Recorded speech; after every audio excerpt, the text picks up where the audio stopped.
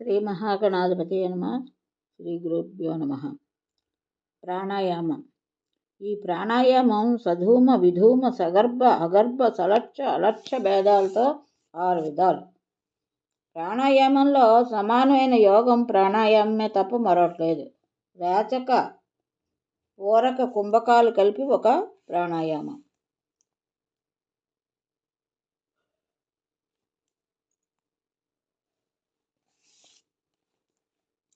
రేచకపూరక కుంభకాలు వర్ణత్రయాత్మకాలు. ఇవి కలిస్తే ప్రణవాక్షరం ఏర్పడుతుంది. A+U+M. కాబట్టి ప్రాణాయామం ప్రణవమయం. ఇడానాడి ద్వారా వాయువుని పీల్చాలి. ఇది రేచకం. దాన్ని ఉదరంలోకి అంటే ఊపిరితిత్తుల్లో నిలపాలి.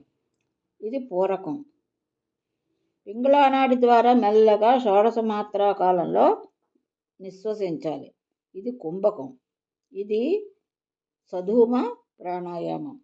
ఆధారం, లింగం, నాభి, హృదయం, తాలుమూలం, పాలభాగం వీటిలో వరుసగా 2, 16, 20, 10, 6, 4 దళాలున్న పద్మాలను లిఖించాలి.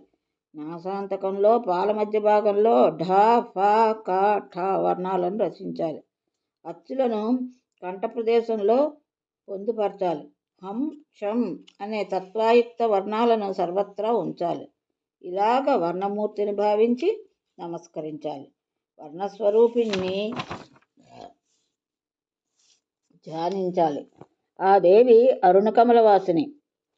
పుప్పెళ్లాంటి రంగు, హరుడిచే నియమింపబడిన చిహ్నాలు ధరించి ఉంటుంది. ఆవిడ రూపం బిసతంతు తనీయసి తామరతూడు లోపల దారంలాగా ఉన్న సన్నగా ఉంటుంది. సూర్యుడా, అగ్నిదేవుడా, పున్నమి చంద్రుడా అనిపించే ముఖం, ఉన్నతమైన వక్షోజాలు. ఈ దేవీ రూపం హృదయంలో ఒక్కసారి నిలిస్తే చాలు, అతడు ముక్తుడే. ఓ దేవి, నా పనులన్నీ నీ అర్చనలే. నా స్థితి నీ స్థితి, నా గతి తీర్థయాత్ర, నా మతి నీ చింతన, నా వాక్కు నీ స్తుతి. నేను సర్వవ్యాపకుడను, దేవుడను. నా దినచర్య అంతా నీ సమర్పణమే. దేవి, నేను నువ్వే, ఇతరులను కాను. నేనే బ్రహ్మను, శోకవిదూరుడను, సచ్చిదానంద స్వరూపుడను అని ఆత్మానుసంధానం చేసుకోవాలి. అంటే బ్రహ్మైక్యానుసంధానం పొందాలి. ప్రథమ ప్రయాణంలో ప్రకాశమానమై, ప్రతి ప్రయాణంలో అమృతాయమానమై, అంతఃపదవిలో అనుసరించే ఆనందరూపిణి అబలను శరణు వేడుతున్నాను అని ప్రార్థించాలి. అటుపైన బ్రహ్మరంధ్రంలో గురువుని ధ్యానించాలి. సకలోపచారాలతోనూ యథావిధిగా మానస పూజ చెయ్యాలి. నియతాత్ముడై సాధకుడు ప్రాతకాలంలో బ్రాహ్మీ ముహూర్తాన్ని చేయవలసిన ప్రాణాయామ ధ్యాన మానసిక పూజా విధానం ఇది. నారద వేదాలు వేదాంగాలు వల్లించినా ఆచారహీనుడైతే అతన్ని అవి ఏవీ కాపాడలేవు. మృత్యుకాలంలో వదిలేస్తాయి. రెక్కలోచిన పక్షులు గూడును విడిచినట్టు వెళ్ళిపోతాయి. కనుక ఎంతటి పండితుడైనా సరే బ్రాహ్మీ ముహూర్తంలో అంటే రాత్రి చివరి భాగంలో లేవాలి. వేదాధ్యయనం చెయ్యాలి. కొంతసేపు ఇష్టదేవతను ధ్యానించాలి. యోగైనట్టయితే ప్రాణాయామాధికారం నిర్వహించాలి. జీవబ్రహ్మైకతను సాధించాలి. ఆ క్షణంలోనే జీవన్ముక్తుడు అవుతాడు. రాత్రి వేళలో చివరి 55 గంటలు ఉషకాలం, 57 గంటలు అరుణోదయం, 58 గంటలు ప్రాతకాలం, అటుపైన 60 గంటలు సూర్యోదయం. అంటే సూర్యోదయం నుంచి సూర్యోదయానికి 60 గంటలు. ప్రాతకాలంలో బ్రాహ్మణుడు కాలకృత్యాలు తీర్చుకుని అందుకోసం నైరుతి దిశగా అమ్మువేట దూరం వెళ్ళాలి. అంటే బాణం వేసినంత దూరం. బ్రహ్మచారి అయితే ఆ సమయంలో యజ్ఞోపవీతాన్ని చెవికి తగిలించుకోవాలి. గృహస్థుడు కానీ వానప్రస్థుడు కానీ అయితే వినీతంగా వెనక్కి వేసుకోవాలి. అంటే వీపు మీద దండలా వేసుకోవాలి. నేల మీద గడ్డి పరకలు ఒత్తుగా కప్పి నెత్తి మీద అంగవస్త్రం వేసుకుని మౌనం పాటిస్తూ ఉమ్ములు వేయకుండా, శ్వాసను నియంత్రించి ముక్కకుండా మలమూత్ర విసర్జన చెయ్యాలి. దున్ని నేల మీదే, నీళ్లలో కానీ, చితిలో కానీ, పర్వతాల మీద కానీ, పాడుపడిన గూడుల్లో కానీ, పుట్టల మీద కానీ, పచ్చిక బయళ్ళలో కానీ ఈ విసర్జనలు చెయ్యకూడదు. అది అలాగే ప్రాణుల మీద గుంటల్లోనూ నడకే దారుల్లోనూ చెయ్యరాదు. నిలబడి విసర్జన చెయ్యకూడదు. నారద, సంధ్యావందన సమయాల్లో, భోజన సమయాల్లో, పళ్ళు తోముకుంటున్నప్పుడు, పితృకార్యం చేస్తున్నప్పుడు, దైవకార్యం చేస్తున్నప్పుడు, మలమూత్ర విసర్జనాల్లో, సంభోగ సమయాల్లో, గురు సన్నిధిలో, యజ్ఞయాగాదుల్లోనూ, దానాలు చేస్తున్నప్పుడు బ్రాహ్మణుడు మాట్లాడకూడదు. మౌనంగా ఆ పనులు నిర్వర్తించాలి. బహిర్భూమికి కూర్చోబోయే ముందు దేవతలారా, ఋషుల్లారా, పిశాచరోగ రాక్షసులారా, కంటికి కనిపించిన ప్రాణులారా, ఇక్కడి నుంచి తొలగిపోండి, నేను మలమూత్ర విసర్జన చేస్తున్నాను అని ప్రకటించి తొలగిపోమ్మని ప్రార్థించాలి. వాయువు, అగ్ని, విప్రుడు, సూర్యుడు, జలాశయం, గోవులు వీటన్నింటినీ చూస్తూ వీటి ఎదుటగానే విసర్జన చేయకూడదు. పగటి వేళలో అయితే ఉత్తరముఖంగాను, రాత్రి వేళలో అయితే దక్షిణముఖంగాను కూర్చుని విసర్జించాలి. విసర్జించాక వాటి మీద మట్టి కానీ, ఎండుటాకులు కానీ, గడ్డి గాదం కానీ కప్పాలి. మూత్రం చుక్కలు పడిపోకుండా తగిన జాగ్రత్త తీసుకుని ఎత్తి పట్టుకుని నీళ్ళ దగ్గరికి వెళ్ళాలి. చెంబుతో నీళ్లు ముంచి తీసుకుని వేరే చోటుకు వెళ్ళి కడుక్కోవాలి. మట్టి రాసుకుని కడుక్కోవాలి. గట్టున ఉండే శ్వేత, రక్త, కృష్ణ, పీతవర్ణిక మృత్తికలు పనికి వస్తాయి. బ్రాహ్మణుడు తెల్లమట్టినే ఉపయోగించాలి. మిగతా వారికి ఏదైనా పర్వాలేదు. తెల్లమన్ను దొరకనప్పుడు దొరికిన మట్టినే బ్రాహ్మణుడు ఉపయోగించాలి. మట్టితో రుద్దుకునేది శుద్ధి కాదు. అయితే నీళ్లలోంచి కానీ, గుడి నుంచి కానీ, పుట్ట నుంచి కానీ, ఎలకల కలుగుల నుంచి కానీ శౌచ విధి కోసం మట్టిని తీయరాదు. ఒకరు ఉపయోగించగా మిగిలిన మట్టి సుతారము పనికిరాదు. మూత్ర విసర్జన కన్నా 2 రెట్లు మల విసర్జనకు, 3 రెట్లు మైథునానికి మృత్తికా శౌచం చేసుకోవాలి. లింగానికి 1, చేతికి 3, కాళ్ళు రెండిటికి 2 మట్టి ముద్దలు పులుముకోవాలి. ఇది మూత్ర శౌచం.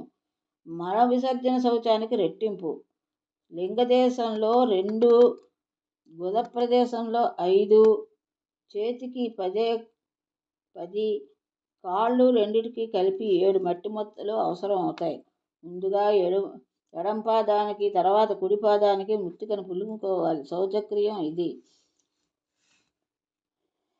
గృహస్థుల కన్నా రెట్టింపు బ్రహ్మచారులకు 3 రెట్లు, వానప్రస్థులకు 4 రెట్లు, యతీశ్వరులకు ఈ శౌచం అధికంగా ఉంటుంది. అందువల్ల ఇది అవసరం. ఒక్కొక్క మట్టి ముద్ద కనీసం రాస ఉసిరికాయ అంత ఉండాలి. ఎప్పటికప్పుడు ఒక్కొక్క ముద్దనే తీసుకోవాలి. ఒక్కొక్కసారి పెద్ద మట్టి ముద్దను తీసేసుకుని చిన్న ఉండలుగా చేసి పులుముకోకూడదని. పగటిపూట అయితే ఇంత శౌచం చేసుకోవాలి. రాత్రిపూట ఇందులో సగం, ఆతురుడైతే ఇంతకన్నా సగం, మార్గమధ్యంలో అయితే అంతకన్నా సగం శౌచం పాటిస్తే సరిపోతుంది. అశక్తులు, బాలబాలికల విషయంలో మరింత మినహాయింపు ఉంటుంది. మలమూత్ర దుర్వాసన తొలగిపోయేటట్టుగా మట్టి పులువుకొని ప్రక్షాళన చేసుకుంటే చాలు. అది అన్ని వర్ణాల వారికి వర్తించే శౌచ విధి అని మనువు చెప్పాడు. శౌచక్రియ ఎప్పుడు ఎడం చేత్తోనే చెయ్యాలి. కుడి చెయ్యిని ఉపయోగించకూడదు.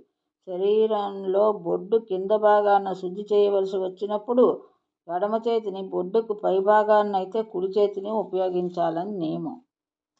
ఇప్పుడు అన్నీ మనకి ఆధునిక పరికరాలు ఉన్నాయి కాబట్టి, పూర్వం అవి లేవు కాబట్టి ఈ విధంగా వర్ణించారు. మలమూత్ర విసర్జన చేసే చోటికి జలపూర్ణ పాత్రను తీసుకెళ్ళకూడదు. తెలియక అలా తీసుకెళ్తే ప్రాయశ్చిత్తం చేసుకోవాలి. కేవలం నీళ్లు తాగి 3 రాత్రులు పస్తుండి తర్వాత జపం చెయ్యాలి. అలాగని శౌచకర్మకు ఆలస్యం చేయకూడదు. దేశకాలం, ద్రవ్యం, శక్తి, ఉపపత్తి వీటిని చూసుకుంటూ శౌచం జరుపుకోవాలి. ఇక మల విసర్జనకు 12 సార్లు, మూత్ర విసర్జనకు 4 సార్లు తగ్గకుండా నీటిని గండూషించాలి. పుక్కిలించిన నీటిని తల వంచి ఎడమవైపుకు ఉమ్మియ్యాలి. అటుపైన ఆచమించి శ్రద్ధగా దంతావధానం చేసుకోవాలి. ముళ్ళుండి పాలుగారే చెట్టు నుంచి 12 అంగుళాల పొడుగుండేటట్టు చూసి పుల్లను విరుచుకోవాలి. చిటికెన వేలంత లావు ఉండాలి.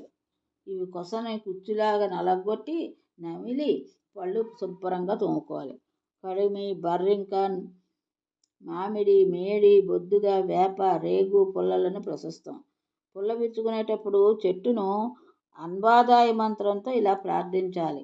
నా అదృష్ట విశేషం వల్ల ఓషధీపతి చంద్రుడు వచ్చాడు. నా మొహం కడుగుతున్నాడు. ఓ వనస్పతి, ఆయుర్దాయం, బలం, యశస్సు, వర్చస్సు, సంతానం, పశు సంపద, ధన సంపద, బ్రహ్మజ్ఞానం, మేధాశక్తి నాకు కలిగించు అని ప్రార్థించాలి. దంతకాష్టం దొరకనప్పుడు దంతావధానం చేసుకోరాదని రోజుల్లో వీటిని 12 సార్లు గండూషించాలి. బాగా పుక్కిలించి ఉమ్మేయాలి.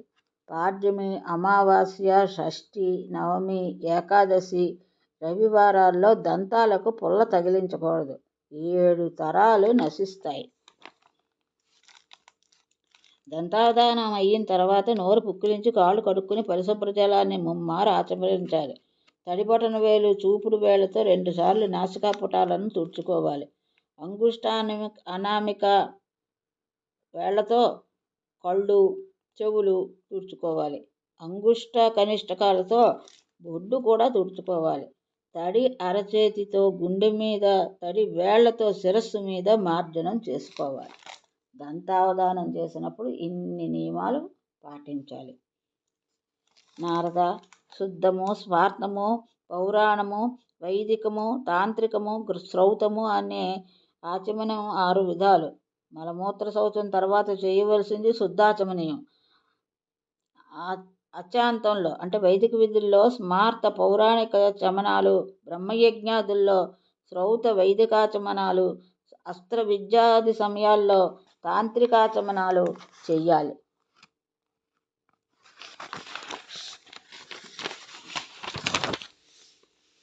ఇవన్నీ మనం తెలుసుకోవడానికి, పూర్వం ఇలా చేసేవారని తెలుసుకోవడానికి వివరిస్తున్నాను. ఆచమించిన తర్వాత ఓంకార గాయత్రిని జపిస్తూ శిఖను ముడివేసుకోవాలి. పునరాచమనం చేసి గుండెలను, చేతులను, భుజాలను మార్జించుకోవాలి. తుమ్మడం, ఉమ్మడం, పళ్ళు కొట్టుకోవడం, అసత్యమాడడం, పతితులతో సంభాషించడం ఇలాంటివి చేసేటప్పుడు కుడి చెవిని స్పృశించుకోవాలి. అగ్నిజల వాయు దేవతలను, సూర్యచంద్రులను, చతుర్వేదాలు, బ్రాహ్మణుడు కుడి చెవిలో ఉంటాయి. వీళ్ళందరూ కుడి చెవిలో ఉంటారనమాట. అగ్ని, జల, వాయుదేవతలు, సూర్యచంద్రుడు, చతుర్వేద. అందుకే మనం తప్పు పలికినప్పుడు, వేదాల్లో మంత్రాల్లో తప్పు పలికినప్పుడు కుడి చేతిని ముట్టుకుంటాం అన్నమాట. అటుపైన నదికో, నూతుకో, చెరువుకో వెళ్ళి ప్రాతస్నానం చెయ్యాలి. శరీరాన్ని పరిశుభ్రపరచుకోవాలి. నవద్వారాల్లోనూ మలినం ఉంటుంది. తోముకుని కడిగి శుభ్రపరచుకోవాలి. అగమ్యాగమన ప్రతిగ్రహ రహస్య చరితాపాపాలన్నీ స్నానంతో ప్రక్షాళితం అవుతాయి. స్నానం చేయకుండా ఆచరించే సత్కర్మలన్నీ నిష్ఫలమవుతాయి. కనుక నిత్యము ప్రాతస్నానం చెయ్యాలి. అది దర్భలు చేతపట్టుకుని చెయ్యాలి. హోమకాలం దాటిపోకుండా ప్రాతస్నానం ముగించుకోవాలి. స్నానం కాగానే సంధ్యావందనం ఆచరించాలి. 7 రోజుల పాటు ప్రాతస్నానం చెయ్యకపోయినా, 3 రోజులు సంధ్య వార్చకపోయినా, 12 రోజులు అగ్నికార్యం ఎగ్గొట్టినా ద్విజుడు కులభ్రష్టుడవుతాడు. నారద, గాయత్రి కన్నా గొప్ప మంత్రం ఇహపరాల్లో ఎక్కడా లేదు. గానం చేసేవాడికి అంటే జపించేవాడిని ఎప్పుడూ కాపాడుతుంది. కనుకనే గాయత్రి అన్నారు. గాయత్రాస్తు పరం నాస్తి ఇహలోకే పరత్రజ గాయంతం త్రాయతే యస్మాత్ గాయత్రి చబీదీయతి. ముమ్మారు ప్రాణాయామం చేసి ప్రణవాక్షర సహితంగా వ్యాహృతిత్రయ సమన్వితంగా గాయత్రి మంత్రాన్ని జపించాలి. స్వధర్మ నిరతుడు, శృతి సంపన్నుడు అయిన బ్రాహ్మణుడు వైదిక గాయత్రినే జపించాలి తప్ప లౌకిక మంత్రాన్ని జపించకూడదు. మంత్రజపంతో కలిపి ప్రాణాయామం చేస్తే అది సగర్భం అవుతుంది. అమంత్రకంగా ధ్యానమాత్రకంగా చేస్తే అగర్భం అంటారు. స్నానంగానే దేవ, ఋషి, పితృతర్పణాలు పూర్తి చేసి గట్టుకు వచ్చి శుభ్రవస్త్రాలు ధరించాలి. అప్పుడు విభూతి ధారణ, రుద్రాక్ష ధారణ ఇదే వరుసలో చెయ్యాలి. రుద్రాక్ష ధారణ అంటే మెడలో 32 రుద్రాక్షలు, శిరస్సున 40, చెవులకి 6, చేతులకు 10, భుజాలకి 16 అంటే 2 భుజాలకి అని అన్నమాట. కన్నులకు ఒక్కొక్కటి, శిఖ మీద 1, వక్షస్థలాన్ని 8 ధరించాలి. అలా 100కి పైగా రుద్రాక్షలు ధరించిన మానవుడు సాక్షాత్తు రుద్రుడే. బంగారం లేదా వెండి తీగ చుట్టించి రుద్రాక్షను శిరస్సును కానీ, మెడలో కానీ, చెవిని కానీ ధరించితే చాలా మంచిది.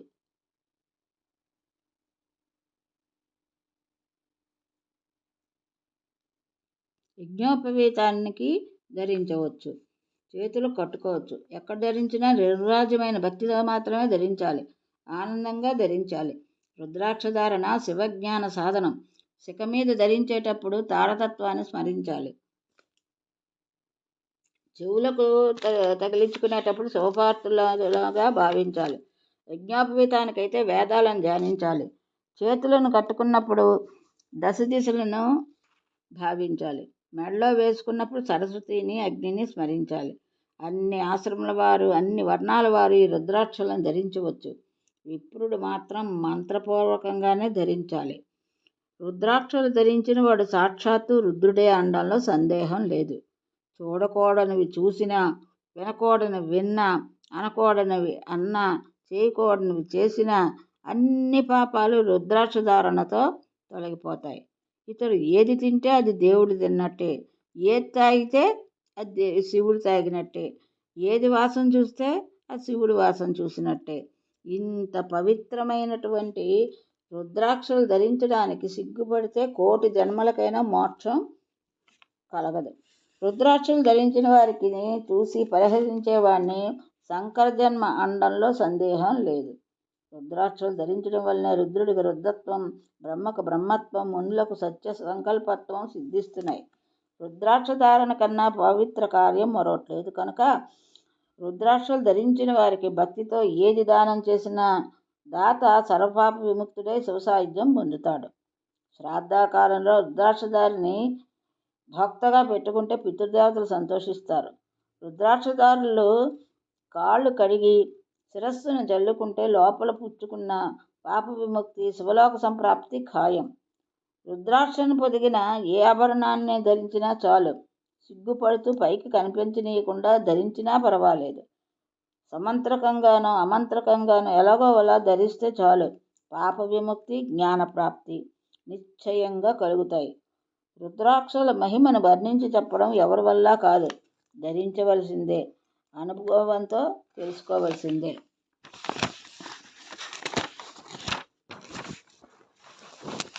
నారాయణ మహర్షి, రుద్రాక్ష మహిమ గురించి ఇంతలా చెప్పావు, కారణం తెలుసుకోవచ్చా? నారదా, ఒకప్పుడు కుమారస్వామి అలాగే అడిగితే శంకరుడు చెప్పింది నీకు తెలియపరుస్తున్నాను, విను. వెనకటికి త్రిపురుడు అనే ఒక దైత్యుడు ఉండేవాడు. సర్వదుర్జయుడు. బ్రహ్మాదేవతలందరినీ పీడించుకు తినేవాడు. అందరూ వెళ్ళి శంకరుడితో మొరపెట్టుకున్నారు. అప్పుడు శంకరుడు అఘోరము అనే మహాశస్త్రాన్ని ధ్యానించాడు. అది సర్వదేవతామయి ఘోరాత ఘోరమును. 1000 దివ్య సంవత్సరాలు దాన్ని ధ్యానించి కన్నులు 3 తెరిచాడు. బాష్పజల బిందువులు రాలిపడ్డాయి. ఆ నీటి బిందువుల నుంచి మహారుద్రాక్షలు అనే వృక్షాలు ఆవిర్భవించాయి. సూర్యనేత్రం నుంచి రాలిపడిన జలబిందువుతో కపిలవర్ణంలోనూ 12, సోమనేత్రం నుంచి శ్వేతవర్ణంలో 16, వహ్నినేత్రం నుంచి కృష్ణవర్ణంలో 10 రకాలు రుద్రాక్షలు మొలిచాయి. అంటే శ్వేత, రక్త, మిశ్ర, కృష్ణ రుద్రాక్షలు 4 వర్ణాలకి ప్రతీకలు అన్నమాట. ఏకముఖ రుద్రాక్ష సాక్షాత్తు శంకరుడే. బ్రహ్మహత్యాది మహాపాతకాలను సైతం తొలగిస్తుంది. ద్విముఖ రుద్రాక్ష పార్వతీ పరమేశ్వరులు, సకల పాప విమోచకం. త్రిముఖ రుద్రాక్ష సాక్షాత్తు అగ్నిదేవుడు, స్త్రీహత్య పాపాలను సైతం దహిస్తుంది. చతుర్ముఖ రుద్రాక్ష అంటే బ్రహ్మదేవుడే, నరహత్యాది ఘోర పాపాలను తొలగిస్తుంది. ఇక పంచముఖి రుద్రాక్ష కానీ కాలాగ్ని అంటారు, అదే రుద్రుడు. అభక్ష భక్షణ అగమ్య గమనాది దోషాలను అంతరిస్తుంది. షణ్ముఖ రుద్రాక్షం అంటే కుమారస్వామియే. దీన్ని కుడి చేతికి ధరించాలి. బ్రహ్మహత్యాదిక పాపాలు కూడా తొలగిపోతాయి. సప్తముఖ రుద్రాక్షలను మన్మధుడు అంటాడు. స్వర్ణ స్థేయ పాతకాలుగా నశిస్తాయి. అష్టవక్ర రుద్రాక్షం అంటే వినాయకుడు. దీన్ని ధరిస్తే అన్ని పనులు నిర్విఘ్నంగా కలుగుతాయి. గురుపత్ని గమనాది దోషాలు నశిస్తాయి. నవముఖి రుద్రాక్ష కాలం అంటే కాలభైరవుడు. దీన్ని ఎడమ చేతికే ధరించాలి. భుక్తిముక్తి ప్రదం, మహాబలవర్ధకం, భ్రూణహత్యాది దోష నాశకం, సర్జ ఫలదాయకం. దశముఖి రుద్రాక్ష సాక్షాత్తు జనార్దనుడు. దీన్ని ధరిస్తే దుష్టగ్రహ భూత ప్రేత పిశాచ రోగభయాలు అంతరిస్తాయి. ఏకాదశమిక రుద్రాక్ష అంటే ఏకాదశ రుద్రులతో సమానం. దీన్ని శిఖలో ధరించిన వాడు 1000 అశ్వమేధ యాగాలు, 100 వాజపేయి యాగాలు, 10,000 గోదానాలు చేసిన పుణ్యఫలం పొందుతాడు.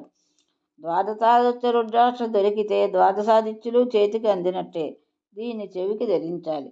అశ్వమేధ గోమేధ యజ్ఞఫలం లభిస్తుంది.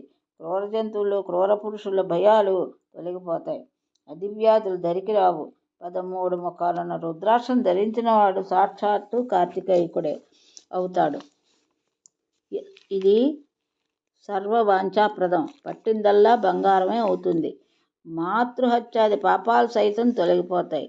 14 ముఖాలున్న రుద్రాక్ష లభించిందంటే పుణ్యఫలం లభించినట్టే. దాని శిరస్సును ధరించాలి. శివుడితో సమానం అవుతాడు. నారద, 1000 ఏళ్ల రుద్రాక్షలకు సాటి వచ్చే పవిత్రమైన వస్తువు ఈ సృష్టిలో లేదు. దేవతలు కూడా పూజిస్తారు, ధరిస్తారు. ఏదో ఒక రుద్రాక్ష నిత్యము ధరిస్తే చాలు, ఇహపరాలు శుభప్రదాలుగా అవుతాయి. 26 రుద్రాక్షలతో శిరోమాలను, 50తో కంఠమాలను, 16తో బాహుమాలను, 12తో మణిబంధమాలను తయారు చేసుకుని ధరించాలి.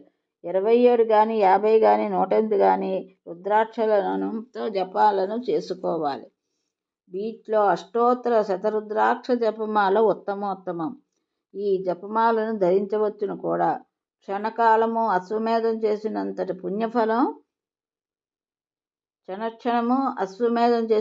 పుణ్యఫలం చేకూరుతుంది అని సాక్షాత్తు శివుడు షణ్ముఖుడికి తెలియజేశాడు. ఇది ఈరోజు భాగవతం. ఇంతటితో స్వస్తి.